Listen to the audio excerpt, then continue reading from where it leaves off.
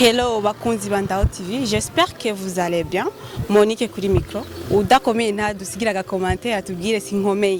Ndao TV ramugendera. So muri kano kandi twa turi mu Kamenge aho twahuye n'umuririmbyi wa Buja Flava naho si uwundi mukanya muramubona kuko sishaka kubabwira. So David tugende.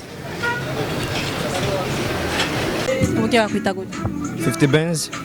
50 Benz niryo zina ryawe ry'ubuyobozi. Kubera ko yise 50 Benz. Ni kubura yuko ari abantu b'abaririmbyi nakunda sana baba best rapper. Nakuyemo kuri iryo zina. Musanzwe je bana tugapye. Ya, Messi benshi barize kubera kuva kera baguma bamagara 50 Benz ko babona yuko ndirimba nka 50 Cent cyangwa HD Benz. Benshi barabazi nezerewe. So turakumva kuri musani uririmba izahe ndirimbo tumeze gute? En fait je ndumuririmbyi wa hip hop, ndirimba hip hop. Mashaka turapurira tukumva abariko barakuraba kuri Ndao TV bavuge ni je suis amoureuse. Nacho bitwaye vraiment. OK. Niko gerezani nasoma koro wani wengine mitaani na wako barabarani na wanapenda mitani nikiingia kanisani na watu wanalani 50 Benz eti aguna mitani nikiingia Marekani na kuja na wanani mpaka watu wanalani you ni 50 Benz hama siyo yego nazanyi ni HD Benz niko duniani ila sina imani niko kama majani mashi yangu siyaoni ni 50 Benz hapa nikangezega 50 nikangezega gusa urakoze hama indirimbo yawe yitwa Sample imbanye na King Plato. Kweki mwayise samples? Samples no kuvuga yuko byabaye ku mugenzi yakunda umusto sana. Uburyo nababonye n'abamagara samples gushika ndabikura mu ndirimbo yuko nabona urukundo rwabo rurarenze sana. Ubwo nturi kurivuga mukabishira ku mugenzi? No. Je ndakunda kuririmba ibintu mbonye kameme ko umuririmbyi n'umuntu yumvira story yabonye, story yaciyemwo mu byabona mu bantu nyene benshi batandukanye aho wo wicaye. Il faut que uyikuramwo message y'abantu ubona. Ubahehe? En fait jemba mu Kamenge kuri nefu benshi barahazi nzera. Uvuga nganye ni Bujumbura? Yego. Bashaka kutubwira ubuzima bwawe busanzwe imbere y'uko uba umuririmbyi? Mu busanzwe kawaida benshi bazi kwanza ku bintu by'ubudanseri. Nigeze kuba n'umudanseri kera twara ibintu byinshi kuri Centre Jeune baratuzi. Twarananirwa twaguma tubicamo nyene mu bintu by'umuziki biragoye sana. Gushika naho kuko je nakunda gutamba ndirimba. Gushika no manager wacu wa dance yavuga ati dogo yari ikintu uzovamwo kuko urazi kuririmba kandi urazi no gutamba. Uzugerageze urafunda nk'indirimbo ndagaje navyo nshobora. Ariko naragerageje indirimbo yanje ya mbere ndaririmba abantu benshi baraponze abantu baravyima ko umuntu nakundwa na bose. Mbe ndagerageza ndagira ishaka abantu barambwira respect nyene ndabandanya naje nkuko abantu bose bamaye courage baragize neza. Muhira babifata gute babonye uririmba? Muhira babifata bien kubera babona yuko nivyo biri muri jewe. Hari indirimbo mwarimbaye na Iflo yitwa Sweet Love. Kubera ko mukunda kuririmba indirimbo z'urukundo cyane? Urazi uzoja mu gihugu cyose uzokunda urukundo uzorusangaho. Niyo mpamvu kenshi ushaka gucisha muri message kenshi na kenshi abantu benshi bakurikirana sana iby'urukundo kubera urukundo ni ikintu kigoye cyane kandi navuga yuko kuririmba urukundo nishwa y'umuntu kandi kira kintu cyose umuntu araririmba icyo yumvira n'ugwanko na ruhari no nta kimwe vraiment nta gwanko ruri ngahanye mu Bujumbura canke mu ndanzi ugwanko rurimo kuvyerekeye abajournaliste n'abaririmbyi tudafise urukundo. Sibyo cyese kuvuga ugwanko kujya muririmba urukundo cyane. Ugwanko ngo rurimba.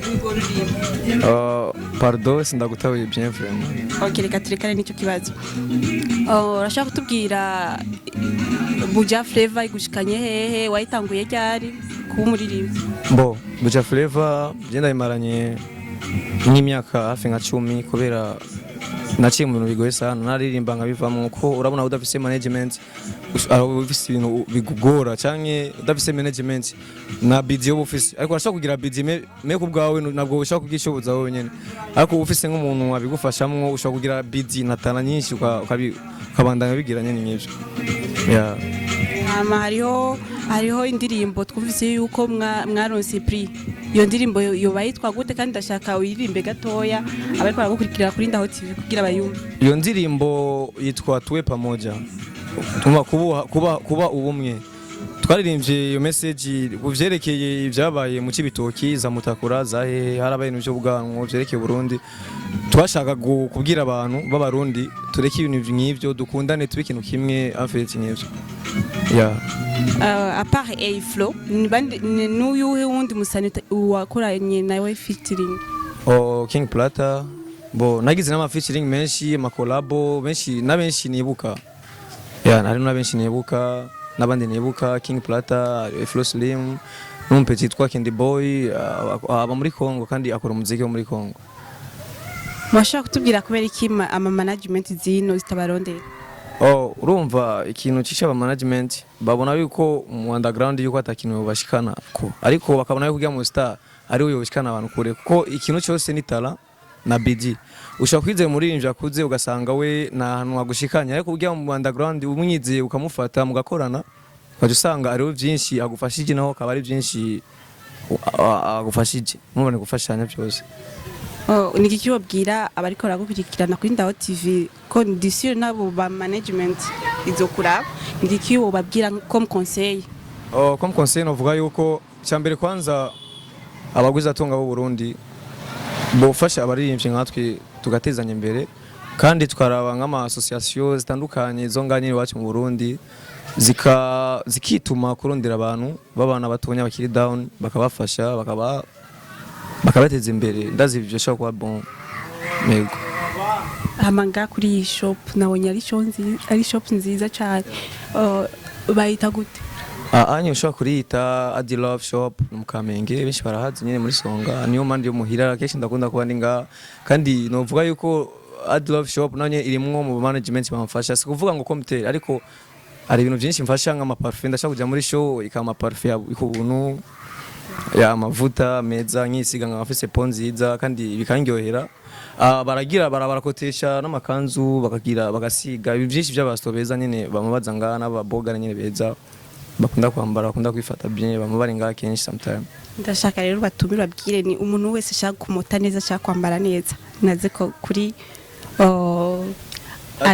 Adi Love Shop. Je novuga yuko vema karibu uyumva mu yisa amahoro hose ni muhira ashaka kuza akavuga ikibazo ciwe tukamuhakira abana bari bakijwe bakamuhakira abahuguriye kenshi. Icyo wabwira abandi ba journaliste baza kudukurikirana kuri Ndaho TV afite ama TV online kugira nabo nyene bazi baragendera abaririnzi bato bato.